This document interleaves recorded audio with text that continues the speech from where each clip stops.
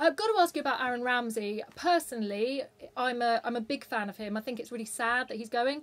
I can see why he has to, and he doesn't seem to be in Unai Emery's plans anymore. How much of a loss do you think he will be at the club? Because he's scored some really important goals for you over the years, hasn't he? I think that the club's really going to miss him. He's been an outstanding player for us for the past few seasons. He really gives his all whenever he plays. I just think that he's been misused in the sense of the position in which he plays. Oftentimes he's played as a central attacking midfielder or a number 10 or playmaker role. But I strongly believe that his best position is actually as a deep-lying box-to-box midfielder that and he does it well. Like if you can see in the games where he has made an impact for us. Yesterday's game, he and Xhaka as the deep-lying midfielders, his energy and his work rate in the half midfield was really useful for us.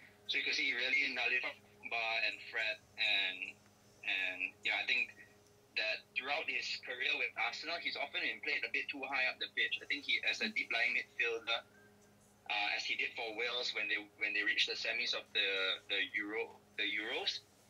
So do you think his position was also as a deep-lying midfielder? So I think. Do you think, Cedric? Sorry to interrupt, but do you think then that the manager's made a mistake? Perhaps he should have kept someone of that experience and just adapted his role a bit more. Is that what you would have rather seen rather than letting him go?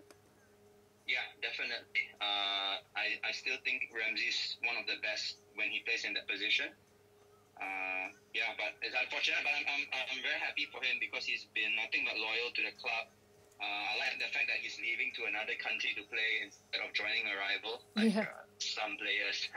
Well, that's the problem. You have sold quite a few players to rivals. I've got to ask you about Mesut Ozil as well, and where you think he fits in best with the team, and what you made of him against Manchester United. So many times he just doesn't look bothered. He doesn't look like he's making the effort. I know Michel Salgado was watching him really closely for the show, and he was saying, "Look at him. He's walking. He's plodding at times." Does he frustrate you as a fan? Well, Ozil's actually one of my favourite players at Arsenal, so I'm asking the wrong guy then. Him. Yeah, you're asking the wrong guy. But I think it's also in a way trying to adapt to the team around certain players. I think Ozil's a bit laid back just in terms of the way he plays, which is totally fine. I think sometimes we could use a character like him. I just wish we had somebody with a bit more tenacity to just make up for the lack of work rate. Like if you can look at some clubs like Hazard as well, he's the same kind of player for Chelsea. He doesn't necessarily track back or do a lot for the rest of the team, but they've got players like Kante to fill that role. So I feel that Ozil's still very useful to the team. If we could find somebody to just cover him, would be good. So how did you feel then, if Ozil's one of your favourite players, when you saw him on that team sheet? Because I think it surprised a lot of people, because Emery has said in the past he's not necessarily a player for big games. I don't know whether that was a bit of a message to kind of, sort of make him up his game a bit. Yeah, when I saw his name on the sheet, I was happy. I knew that whether he performs exceptionally well is a different matter, but every time he's on the team, the team does drive forward. The line yesterday was very, very offensive, which was good. He didn't have his best game, but I think he did his best. He contributed to play quite well. Okay, let's talk real business here. Where do you think Arsenal are going to finish in the Premier League this season? It's going to be really tight, isn't it? Yeah, tight, but I think with the running of games and the momentum we're on, I honestly think it would depend on how we do in the Europa League this coming week. I like to think if we actually do get knocked out and we put our full focus on the Premier League, we can finish third. Yeah. If we still stay on into the later stages of the Europa League, fourth then. Yeah, third or fourth. Well, either will work, won't it, for Champions League football? It'd be pretty devastating. But realistically, how far away from winning titles are you again? Because there is so much competition now. Spurs, obviously, they've had a couple of third-place finishes. They're third currently.